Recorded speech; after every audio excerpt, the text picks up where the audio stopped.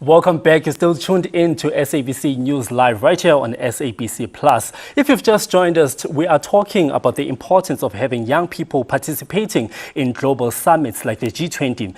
Let us now welcome our very first guest on the show, Executive Chairperson of the National Youth Development Agency, Dr. Sunshine Myende. Welcome to the show, ma'am. Thank you very much. Today we are talking about the importance of having the youth participate in big summits and global summits like the G20. And you know, as the NYDA, you're at the forefront of empowering young people in South Africa. How are you guys using the G20 platform to amplify priorities and challenges that are facing young people in South Africa? Okay, thank you very much. Good afternoon to you and all your viewers at home. I think this is a moment that we're profoundly, as young people in South Africa, very much appreciating of. Remembering that this is an opportunity that represents a moment for us as young people in the G20 countries to identify and be able to resolve some of the issues that are affecting us. For example, issues of unemployment that we have touched on, issues of inequality and digital exclusion, as well as access to education.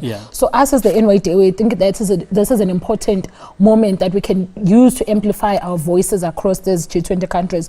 But it also serves as an important point or discussion for us to have a global fund that is going to speak to issues of funding that majority of young people that want to start their businesses can look into, or those countries can be able to assist. We're going to be having countries like Germany joining us in the G20. What opportunities are there in those particular countries for young people from South Africa to be able to do trade and other issues, even issues of education that we can also be able to look at. So for us as the NYDA, it's those particular conversations that we're looking forward to. So you spoke a lot about a lot of things. There's the Global Fund, you know, and what you guys do as the NYDA. But I want us to, you know, take this G20 platform and the work that you do as NYDA and relate it to young people, especially the people that are in the rural areas and disadvantaged backgrounds. What are you guys doing as the NYDA during this summit, during the G20 summit? So our first priority of this case is, as I've highlighted before, it's issues of unemployment. Young people, particularly from rural areas, are suffering from unemployment, inequality, and lack of access to the internet. So if you go to rural areas like Umkhanyakude in KwaZulu-Natal and the rural areas in the Eastern Cape, majority of young people are suffering from not being able to have access to the internet, even data. Data is one of the things that are quite expensive in South Africa. The other day I was having a conversation with Vodacom to say, your data is very much expensive. How do we ensure that young people access that? But over and above that, what the NYDA has tried to do with G20 being in South Africa is to see that how do we let a young person know what G20 is? And remember, G20 mustn't remain as an elite thing that only those from the urban areas are made aware of what it is. It must be able to cascade and go down to an ordinary young person in townships and rural areas. So those are some of the things that we are looking to address, but also issues of sustainability for young people in rural areas. We must be able to see that or ensure that they get sustainable jobs. Young people are tired of being relegated to EPWP jobs. Young people need sustainable and tangible jobs. It's long overdue for young people to be just given gig employment. So we need sustainable jobs, and G20 must be able to say the conversations that we're having, what investment opportunities can be there to ensure that our economy grows. Because if our economy is growing, it means that there are more young people that are going to be able to have access to jobs. So as the NYDA, those are some of the things that we're advocating for and that we want to see from the G20 communique being very much elevated in those conversations. You know, you spoke a bit about job creation, which is one of the most important and pressing issues in South Africa right now as far as young people are concerned. You know, the NYDA allocates approximately 78.7 million to fund around 1.7 thousand businesses. I want you to talk me through the importance of empowering young people and empowering young business owners. So we strongly believe that as we have indicated, entrepreneurship is one of the things that we are focusing largely on the NY as the agency. Over the years, the agency, young people have complained that the fact that they're not getting any grants from us, we take long to respond to them. So in order for us to address those particular challenges, we have reduced our turnaround times. If you have gone to the NYDA to seek for funding, went by in 20 days, we must be able to have gone through all our processes, and we're able to provide that particular grant. But young people being economically empowered, whether it's young people having jobs or young people starting their own businesses, it's quite important for us as a country, because in order for us to grow as a country, we need a young workforce that is going to contribute to that. But opportunities, the NYDA serves as a pathway for those particular for young people. So departments like Department of Trade and Industry, small business, they must be able to ensure that some of the barriers that are created in the market, even in young people accessing funding, are removed, so that young people are able to do that. But one of the challenges that particularly young people from rural areas suffer from is lack of information. Because funding can be there, but how you get that particular funding, how do you go around it? It's quite important. Which was going to be my next question exactly, because always when we watch TV, we always hear people and promos, be like, apply for funding. We always hear people talking about funding, but how accessible is funding in South Africa? So it's quite difficult for a young person from rural areas or even township to access funding. Remember, before they even go there, there are certain things that they need. They need transport money. They must be able to have data that we have said that is quite expensive for them to get, because some of the adverts or opportunities are available online, and there's no much digital infrastructure in some areas of the country for young people to be able to access that. That's the first barrier. The second barrier becomes young people being sent back and forth. Today they say they want they want this particular form, or they want this particular document that on that particular day you never brought. That is why, as this newly appointed board, we have said that we're going to have what we call Panda Thursday or Youth Service Days, where all services, all government departments that have different funding, job opportunities, and everything that touches on young people, they are brought closer to where young people reside, so that we know that every Thursday the NYDA, whether Department of Labor, Department of Small Business Development, or whatever department that has any form of funding for young people, are available in our communities where young people reside, so that on this day, if I didn't have this particular form, then tomorrow, in the following week, I have it. So us as the NYDA, what we want to then do is to become that pathway to ease the accessibility of funding and information for young people. But certain barriers in terms of policy must then be addressed, where young people, in South Africa, it's quite crazy that if you want to own a mine, you need to have a minimum of 1 million rand. Then we were saying that there's no young person in South Africa that is going to be able to own a mine. Therefore, we need a reform in terms of our lending systems as a country to be able to ensure that young people get them. And there's a certain collateral money that is needed in order for when you're going to a bank, what they're going to say, Sunshine, what is it that you have? And I don't have anything. You don't have anything. Because my parents don't afford. My parents don't have anything. Myself, I don't have anything.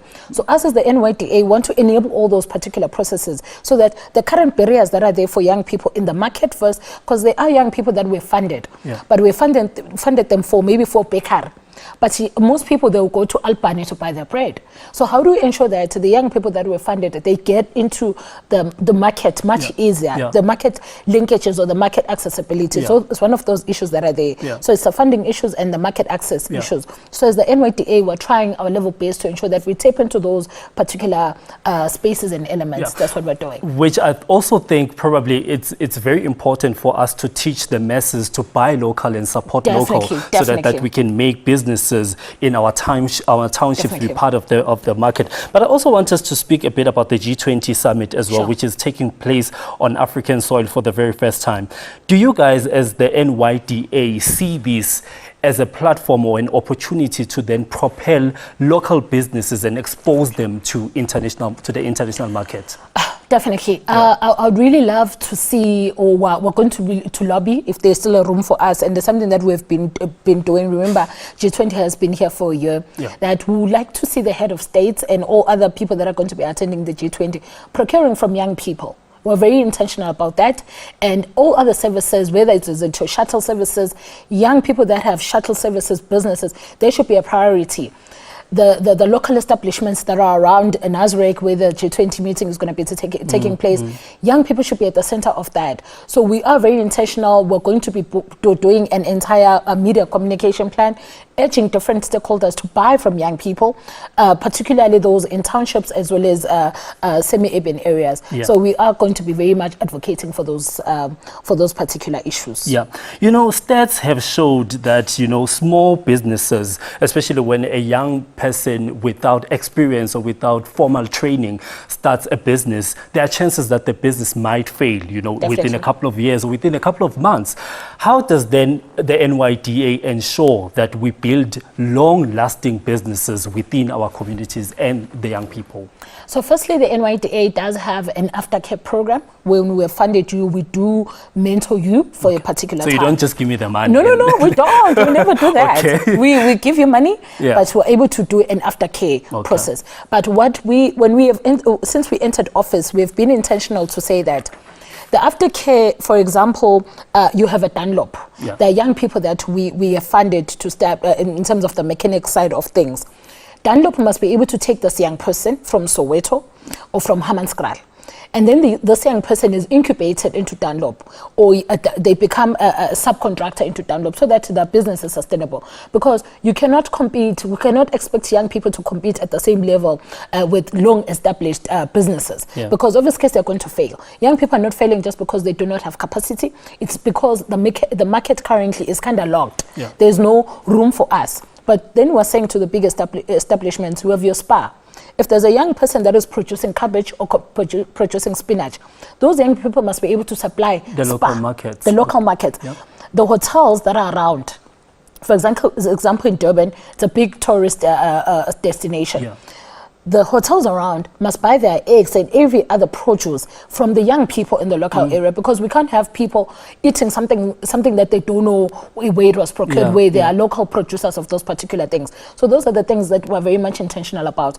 This morning we had a meeting with the municipality from eThekwini municipality, one of the MMCs, to discuss some of those areas, to say there are young people in Durban that are doing a lot of things. Why can't they already, even the municipality themselves, we think that is wrong when municipalities of meetings, then when they are looking for catering, they go find people that are already standing. Why are they not taking from the young people that we have funded as an organization to be the service providers? So we're very intentional as this newly appointed board to say we must buy local, because these businesses are not going to stand on their own. But ourselves as an agency, some of the things, we're going to be rebranding the agency. You would know the agency has been in existence for quite some time. So we're rebranding, we're relooking. The service providers that are going to be doing that are our beneficiaries as the NYDA. We think that we need to start the work of showing the intentionality around our services. So those are some of the things, and we urge the G20 head of state to cascade the information down that all the people that are going to be coming, they must buy local and they must buy from young people. So now, would you say that our issue here is from a procurement point of view? Because now you do say that you guys have businesses. I mean, you've made an excellent example by, you know, Durban being a tourist attraction, and they have millions or hundreds of hotels around, you know, the Durban area. But then sometimes you find that the eggs that are bought to do breakfast at those hotels are bought from, you know, already established companies. So would you say that we are having a procurement problem in South Africa? I think it's more about us being intentional, because the space is closed, you know, and every other person, if it was your business, you'd ensure that you close ranks. And the already well-established businesses, they provide the procurement, the prices are low because they're already well-established. When you do a quotation from a long-standing business, and when you do a quotation from a start-up business, the prices are always different, because this person, if it's an event, they've got their, or they are insourcing majority of their things. A young person still needs to go to one for packaging, they need to go to another person, and so it's reducing some of the barriers that are there, ensuring that we open up the markets for young people in order for them to thrive, but also being intentional. If a person, we must be intentional with our young people. Young people cannot continue being bystanders in our economy. They need to be at the forefront, participate. But how we're going to do that is creating enabling environments for young people to be able to to flourish. That's what we need to do. So it's not a procurement per se, it's intentionality. Intentional. We have to be intentional in order for us to uplift young people right here in South Africa. Do remember that you can be part of this discussion. Head over to our social media pages. We are at SABC News on Facebook. On X, we are at SABC News. Right now, we have Xolile on the line. Xolile, hello and welcome to SABC News. I am good, Xolile Gubega. You're calling us from Alexandra. Xolile, I want to know, a lot of young people have been voicing concern when it comes to being excluded from the G20 Summit. A lot of young people feel like they've been left outside. What are your views when it comes to that? Okay. Firstly, my name is Koli, community member from Alex. Okay. And the purpose that why we are hosting the summit is also to bring township at a view that we can still present our views as SMEs and as entrepreneurs and community activists. Okay, yes. Yeah. So we also heard of this Alex Mini G20 because a lot of young people in Alexandra have been feeling that they are being excluded from the main summit, and you guys have opted to do your own Mini G20 where you guys can sit down and dissect and speak about problems that are affecting the youth of Alexandra. What are some of the issues that you feel that are not addressed at the main G20 summit? It's lack of filing for funding, for businesses. Yeah. Especially because I am running First Fine Alex, and I've never have given an opportunity to be funded. So that's one of the biggest that we have as young entrepreneurs. And how long have you been in business for? I've been in business for 10 years now. Yeah. It's the First Fine Alex, a massage parlor. Yeah. Dr. Myende, just to bring this to you as well, we have Oli on the line who owns a spa in Alex, which I think is an innovative idea because most of the times as people, when we think of spa treatment, we think of these elite areas that I have to go to Sandton, I have to go to Rosebank. But here's Oli, she owns a spa in the township of Alexandra. She's been in business for 10 years and yet she has never received funding. How do we assist about Oli? Because there are many Olis out there. How do we then reach out to Olis and assist them? Okay, thank you very much. I don't know if Koli is still on the line, but I would really maybe give you my email address and you are able to contact my office so that we see how we can be able to assist you in your business. I'm not sure if you've gone to the NYDA before in our offices, but I'm willing to give you my email address right now. It's sunshine.myende@nyda.gov.za. If you can email me or request to set up a meeting so that we can even come see your business and we're able to assist you. I think congratulations, the fact that you have sustained this particular business for 10 years, that's good, but we want to come through and be able to help you. As the newly appointed board, we're very intentional with the township economy and how do young women particularly, because we believe that young women should be at the center of growing our economy as a country. So I'm looking forward to come and see your establishment, even get a massage myself and see how we can we're definitely going to fund you, but we would come through and be able to follow the necessary processes. There are not a lot.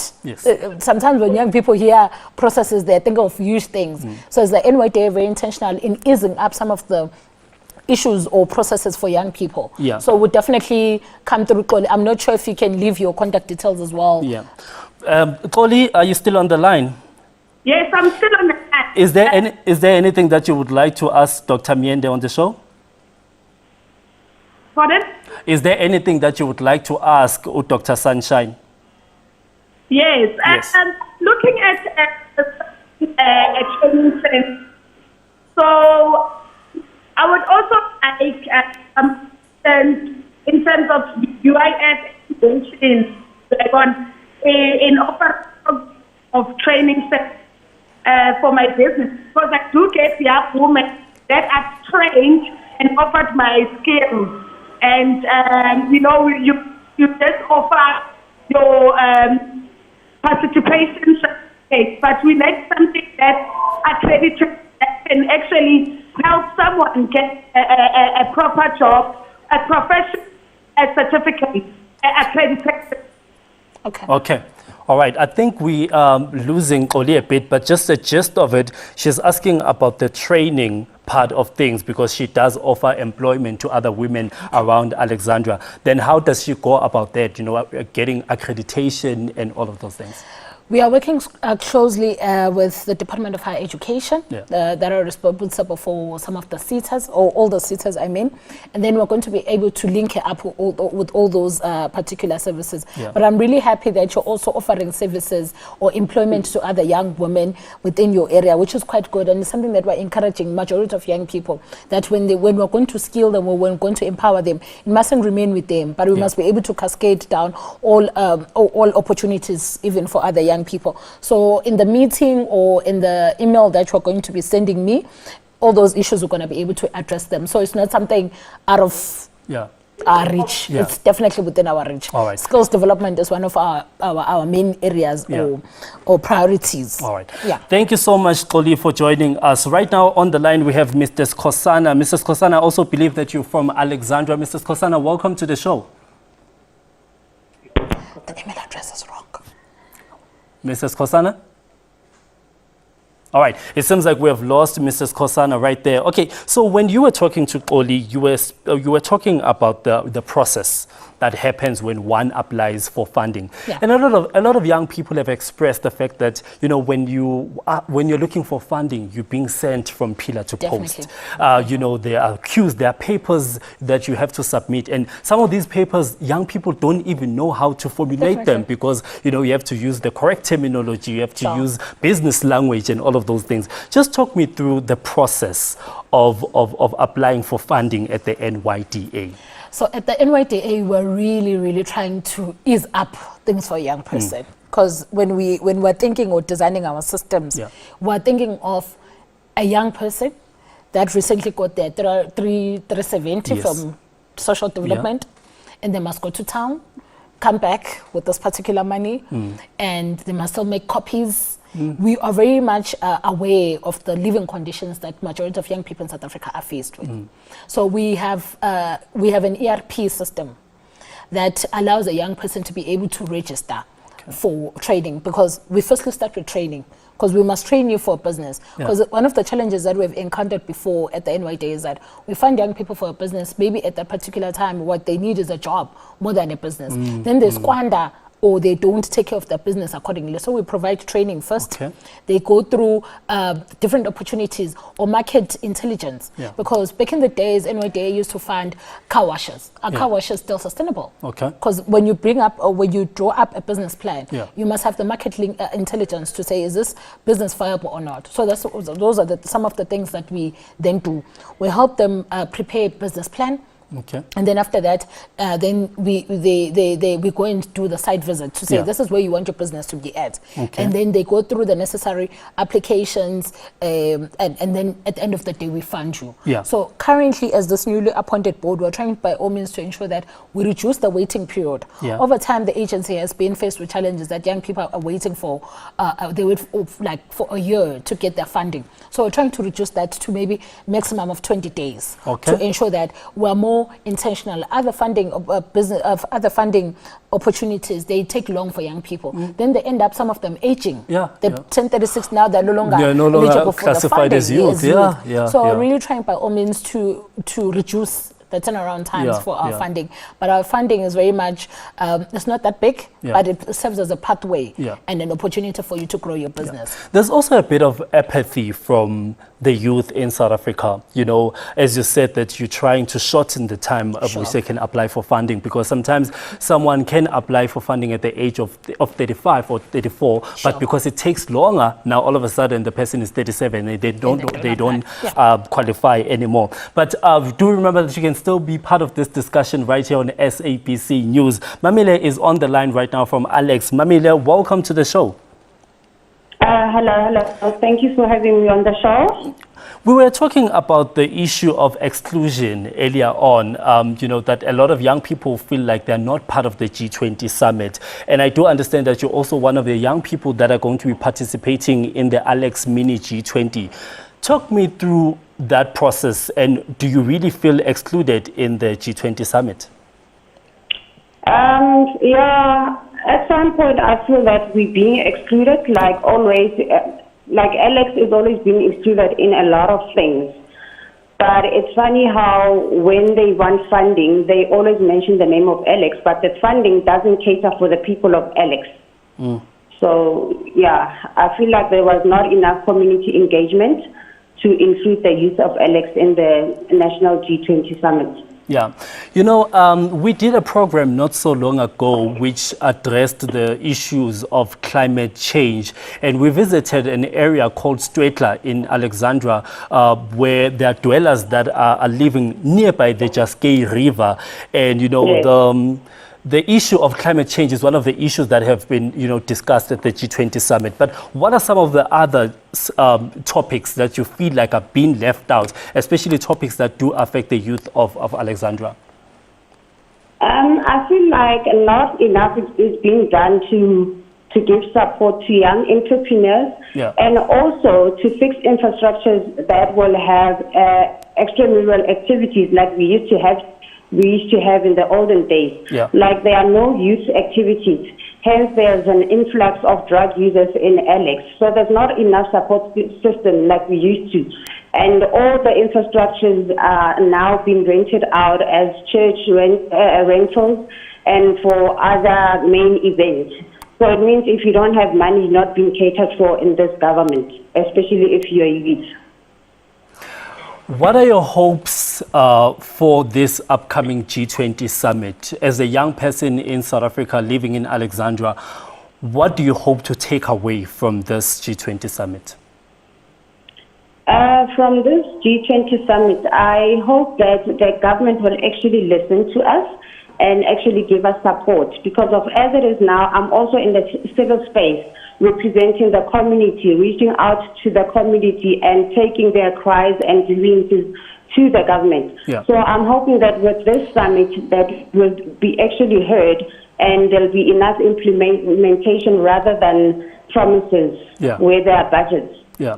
Dr. Mamile is mentioning something very important here. She is basically saying, on one of her first answers, she said that, you know, the youth in Alexandra sometimes are used to secure funding. You know, they're used to secure funds somewhere elsewhere in the name of, you know, the youth of Alexandra. Would you say that is true? No, okay, because I don't have the facts. But if those particular acts come from the NYDA, young people should report those things. As I'd already given my email address, young people in South Africa are free to email the chairperson and say, I went to the NYDA, my proposal that I had came up with was submitted on my behalf, and that particular person benefited and not myself. So those are the things that they can be able to come up to me and report, then we're going to be able to act on that. All right, Mamile, I hope that's going to answer your question. Also, do you have any question that you want to ask, Doctor? I can hear what she's saying, but I'm not assured if what she's saying is really true, because we've been reporting. As I'm saying, I'm on the civil space right now. We're reporting such matters, but nothing is being done about it, and no one is being held accountable. We have events where people come and promise us that there'll be such and such programs to benefit the youth, but then when the budgets are out, they don't even come back for feedback. They don't even come back to state what happened. Is there still funding? Is there still progress or not? We instead have to do the follow-ups and giving the runaround. Okay. All right. I think what is coming out strongly is that she's expecting a form of response. So as I've given my email address, it's sunshine.myende@nyda.gov.za. Kindly email me to say that on this particular day there's a proposal that you submitted and you've not gotten any form of response. And I must say, we're 3 months into office, we are new. So, and we want to be very intentional and responsive to young people, because I believe that the NYDA is the last hope for young people in South Africa. And we want to do that. We want to be present. That is why I'm giving out my email address, so that she's able to email me and I'll be able to respond on time. All right. Thank you very much. Thank you so much, Mamile, for joining us. If you've missed that, Mbogedi, that is sunshine.myende@nyda.gov.co.za. Yes. Yes. All right. I'm also listening to Mamila right now because she's saying that she's been applying and sometimes, they go month on end or years on end without getting a response. Now, I'm also thinking, could this be a case of application that was not successful? And also, if that's the case, what can young people out there do in order to elevate their applications and make sure that when they apply, they do get approved? Okay, I think as I said earlier on that has been, when we got into office, that was the biggest problem. That young people are applying, they're not getting any response. Okay. That is why then we took a decision to reform the NYDA grant application process and be able to respond to young people in 20 days. So that a young person just doesn't become despondent just because they never got any response. Because previously what has been the issue is that we just keep quiet. The agency doesn't respond. Okay. So when we came into office, we're like, young people deserve a response. Because you never know. You're going to sit in your corner and think that maybe my business, and it also makes you to lose confidence. That maybe what I want to do is not good enough. But what if the problem was just like, maybe you never put a disclaimer or any thing that is required from you. So we want young people to know prior to them coming into our office, and the back and forth and sending young people from pillar to post. The NYDA, we want to get rid of those particular things and be able to reform our grant system and our turnaround times. So young people mustn't be despondent. We are going to do things better this time around. Okay, so we are seated in a country where we have the highest unemployment rate in the whole world, and a lot of experts have been saying that opening up businesses and going the entrepreneur route is the way to eradicate poverty in our society. Would you say that's the case? I think it is. Entrepreneurship is the way out of it, but also we must be mindful that entrepreneurship exists in a growing economy. So the economy must grow. And young people should be at the center of enabling the economy to grow. There are certain sectors that as a country, and as the NYDA, are going to be very intentional in ensuring that more young people are able to enter that particular space. But also private sector is a key stakeholder in how we're going to improve entrepreneurship in our country. Because now currently, entrepreneurship mustn't just be a wave or just a brand or something that we just say. We must be intentional. Government must ensure that, and government being the biggest procurer, must start by ensuring that they move away from well-established businesses or service providers and look at young people, those that they have funded themselves, to ensure that the economy grows. But entrepreneurship is the space. But in order for entrepreneurship to strive, the economy must grow. In order for the economy to grow, young people must be at the center. Young people must be enabled. Young people must be given the necessary skills and the funding opportunities. But also the G20 serves as an important space or element where we're going to be able to send more young people to learn about businesses and striving businesses and opportunities for them in trade. The young people must be able to trade within the G20 countries. But those things, Department of Trade and Industry must be able to do a lot of work in that. To enable young people to do that. All right. Thank you so much, Dr. Sunshine Myende, for joining us right here on the show. Remember, her email address is sunshine.myende@nyda.gov.za.